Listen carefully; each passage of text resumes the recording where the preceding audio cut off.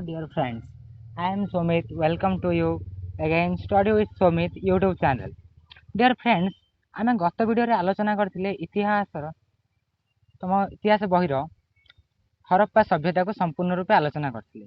ବର୍ତ୍ତମାନ ଏହି ଭିଡ଼ିଓରେ ଆମେ ଆଲୋଚନା କରିବା ନା ପ୍ରୋବାବୁଲ କ୍ୱେଶ୍ଚିନ୍ ଗୁଡ଼ିକ ଯେଉଁ କ୍ୱେଶ୍ଚିନ୍ ଗୁଡ଼ିକ ଆସନ୍ତାକାଲି ତମର ଥିବା ରାଜନୀତି ବିଜ୍ଞାନ ବା ପଲିଟିକାଲ ସାଇନ୍ସରେ ଆସିବାର ସମ୍ଭାବନା ଅଧିକାଂଶ ରହିଛି। এই ଡେରି ନକରି ଆମେ ଆରମ୍ଭ କରିବା ଡିସ୍କସନ୍କୁ। ତୁମର ଲଙ୍ଗ୍ କ୍ୱେଶ୍ଚିନ୍ 8 ମାର୍କରେ ଆସିବ, ଯାହାକି ଟୋଟାଲ୍ 3ଟି ଲଙ୍ଗ୍ କ୍ୱେଶ୍ଚିନ୍ ଆସିବ ଆଉ ଲେଖିବାକୁ ପଡ଼ିବ। ସେଇ 3ଟି ଲଙ୍ଗ୍ କ୍ୱେଶ୍ଚିନ୍ ମଧ୍ୟରେ ଦେଖନ୍ତୁ, ପ୍ରଥମ ଲଙ୍ଗ୍ କ୍ୱେଶ୍ଚିନ୍ ଯେଉଁଟା ତୁମ ପାଇଁ ମୋଷ୍ଟ ପଜିବୁଲ୍ ରହିଛି ସେଇଟା ହେଉଛି ଭାରତର ସଂଘୀୟ ବ୍ୟବସ୍ଥାର ବୈଶିଷ୍ଟ୍ୟ ବା ଲକ୍ଷଣ। ସଂଘୀୟ ବ୍ୟବସ୍ଥା ତୁମେମାନେ ଜାଣିଥିବ, ଅର୍ଥାତ୍ ଯେଉଁ ରାଷ୍ଟ୍ରରେ ଆମର ଶାସନ କ୍ଷମତା ସେଗୁଡ଼ିକ ରାଜ୍ୟ ସରକାର ଏବଂ କେନ୍ଦ୍ର ସରକାର ମଧ୍ୟରେ ବଣ୍ଟନ କରାଯାଇଥାଏ, ତାକୁ ଆମେ କହିଲେ ସଂଘୀୟ ବ୍ୟବସ୍ଥା। ସେ ସଂଘୀୟ ବ୍ୟବସ୍ଥାର ଥିବା ବୈଶିଷ୍ଟ୍ୟ ବା ଲକ୍ଷଣ ଗୁଡ଼ିକୁ ତୁମେ ଏଥିରେ ଆଲୋଚନା କରିବ। ସେପରି ଦ୍ୱିତୀୟ ଭିଡ଼ିଓ ପ୍ରଶ୍ନଟି ରହିଛି ତୁମ ପାଇଁ ଭାରତୀୟ ସଂଘୀୟ ବ୍ୟବସ୍ଥାର ଐକିକ ଲକ୍ଷଣ ଗୁଡ଼ିକ।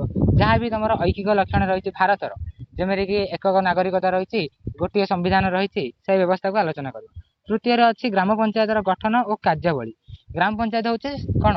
ସ୍ୱାୟତ୍ତ ଶାସନ ବ୍ୟବସ୍ଥାର ଯେଉଁ ରହିଲା ଆମର ଗ୍ରାମାଞ୍ଚଳ ସ୍ୱାୟତ୍ତ ଶାସନ ବ୍ୟବସ୍ଥା, ତାର ହେଉଛି ନିମ୍ନ ଅନୁଷ୍ଠାନ ହେଉଛି ଗ୍ରାମ ପଞ୍ଚାୟତ। ଏହାର ଗଠନ ଓ କାର୍ଯ୍ୟାବଳୀ ଆଲୋଚନା କରିବ।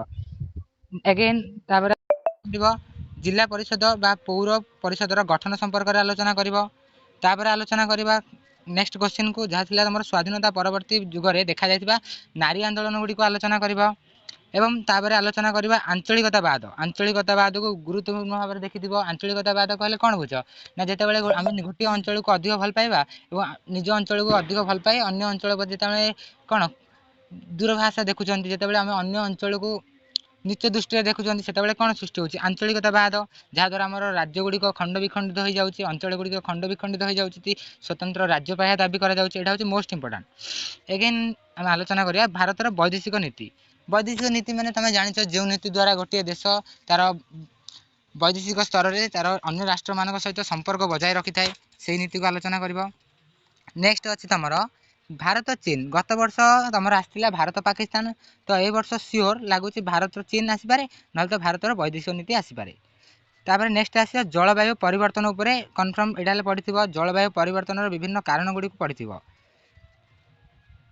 ନେକ୍ସଟ ତୁମର ଆଲୋଚନା କରିବା ସେପରି ଦେଖ, ନେକ୍ସଟରେ ତୁମର ଅଛି ନା କେନ୍ଦ୍ର ଓ ରାଜ୍ୟ ମଧ୍ୟରେ ଥିବା ଅର୍ଥନୈତିକ ସମ୍ପର୍କ, ଯାହାକି ତୁମର 268 ଧାରାରୁ ଆରମ୍ଭ ହୋଇକରି 269 ଆରମ୍ଭ କରିକିରି ତୁମର ଆସିଯାଉଛି 200 ଚାଲିଯାଉଛି ତୁମର ଏଇଟା ତୁମର 272, ଏମିତି ପୁରା ସମ୍ପୂର୍ଣ୍ଣ ରୂପେ ଆଲୋଚନା ତୁମେ କରିଚାଲିବ। ଯାହାଦ୍ୱାରା ତୁମର ଆର୍ଥିକ ଯାହା ବି ଆମର ରହିଛି କର ଗୁଡ଼ିକ, ଯେମିତି କେନ୍ଦ୍ର ସରକାର ଧାର୍ଯ୍ୟ କରିପାରନ୍ତି କିମ୍ବା ରାଜ୍ୟ ସରକାର ଧାର୍ଯ୍ୟ କରିପାରନ୍ତି କେଉଁ କର ଗୁଡ଼ିକ, ସେଇଟା ଗୁରୁତ୍ୱପୂର୍ଣ୍ଣ ଆଲୋଚନା କରିବ। ଯେମିତି ତୁମର ଆର୍ଥିକ ଅର୍ଥ ଆୟୋଗ ଅଛି 280 ଧାରାରେ, 148 ଧାରା ଯେମିତି ହିସାବ ରକ୍ଷକ ସମୀକ୍ଷକ ଅଛନ୍ତି, ଏବଂ ତା ସହିତ 356 ଧାରାରେ ତୁମର ରହିଛି ଆର୍ଥିକ ଜରୁରୀ ପରିସ୍ଥିତି, ତାକୁ ମଧ୍ୟ ଆଲୋଚନା କରିବ। ତାପରେ ଆସି ହାରି ତୁମର ଆନ୍ତର୍ଜାତିକ ଅନୁଷ୍ଠାନ, ଯେଉଁଟା ହେଉଛି ମିଳିତ ଜାତିସଂଘ। ମିଳିତ ଜାତିସଂଘର ଗଠନ ଏବଂ ଲକ୍ଷ୍ୟ ମୋଷ୍ଟ ପଜିବୁଲ୍, ୟାକୁ ମଧ୍ୟ ଦେଖିବ। ନେକ୍ସଟ ଆସୁଛି କ'ଣ ନା ବିଶ୍ୱ ପରିବେଶ ସୁରକ୍ଷାରେ କ'ଣ କ'ଣ ପଦକ୍ଷେପ ନିଆଯାଇପାରେ। ଏହା ସହିତ ଆଲୋଚନା କରିପାରିବା ଗୋଟେ ଜିନିଷ ହେଉଛି ନିରସ୍ତ୍ରୀକରଣ ମଧ୍ୟ ଆଲୋଚନା କରିବ। ଏତିକି ମୋଷ୍ଟ ପଜିବୁଲ୍। ସେପରି ନେକ୍ସଟ ଆମେ ଆଲୋଚନା କରିବା ତୁମର 3 ମାର୍କ ପ୍ରଶ୍ନ, ଯାହାକି ତୁମର ଗୁରୁତ୍ୱପୂର୍ଣ୍ଣ ରହିଛି। ଫାଷ୍ଟ ଆସିଯାଇଛି ତୁମର ସାମ୍ପ୍ରଦାୟିକତାବାଦ। ନେକ୍ସଟ ଧାରା ଗୁଡ଼ିକ ଆମର 356, 352, 360 ଆଉ 280କୁ ମଧ୍ୟ। ତାପରେ ସହଯୋଗୀ ସଂଘୀୟ ବ୍ୟବସ୍ଥାକୁ ଆଲୋଚନା କରିବ। ନେକ୍ସଟ ହେଉଛି ଅର୍ଥ ଆୟୋଗ 280 ଧାରା କନଫର୍ମ। ନିରାପତ୍ତା ପରିଷଦ ସାଧାରଣ ସଭାକୁ ମଧ୍ୟ ଆଲୋଚନା କରିବ।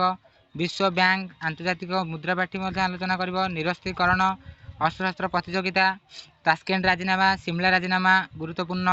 ଧରିତ୍ରୀ ସମ୍ମିଳନୀ ତାଠୁ ଅଧିକ ଗୁରୁତ୍ୱପୂର୍ଣ୍ଣ। ପଞ୍ଚଶୀଳ ନୀତି ଭାରତ ଆଉ ଚୀନ ମଧ୍ୟରେ ହେଇଥିବା ମୋଷ୍ଟ ପ୍ରୋବାବୁଲ୍, ଯେଉଁଟା ତୁମର ଆସିପାରିବ 1954 ମସିହାରେ ହେଇଥିଲା।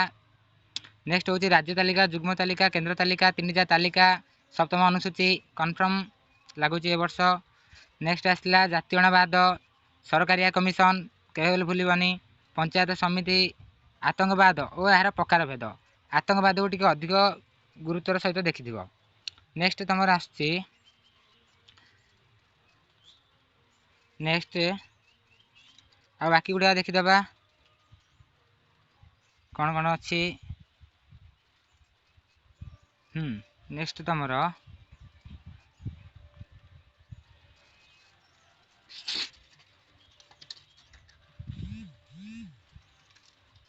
बाकी गुड़ा यहीटा गुड़ा देखी नर्मदा बचाओ आंदोलन, चिपको आंदोलन, बाल्को आंदोलन को देख, आंतर्जातिक सीमा बद को देखि, सार्क को देखि, स्टार्ट 1 स्टार्ट 2 को एनपीटी सीपीटी यहाँ कन्फर्म, गोष्ठी निरपेक्षता यहाँ भी देखि भल भाव में, पल्ली सभा और ग्राम सभा को ये देखि।